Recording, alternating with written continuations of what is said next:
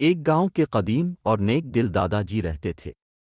दादाजी की उम्र बहुत ज्यादा थी, लेकिन उनका दिल भी जवानी की तरह ताज़ा था।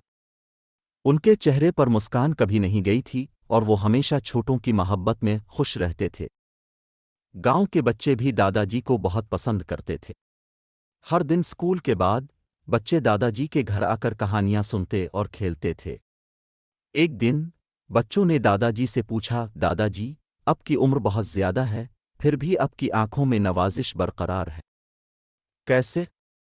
दादाजी मुस्कराकर जवाब देते हैं, बेटे, उम्र तो बढ़ती ही जाती है मगर दिल कभी बढ़ता नहीं।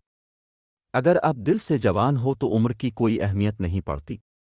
बच्चों ने हैरानी से पूछा, दादाजी, अब कभी उदास क्यों नहीं होते? दादाजी ने सोचा और बताया, बच्चों, हर दिन जैसे नया दिन है, इसी तरह नेकियों का भरपूर दिन है।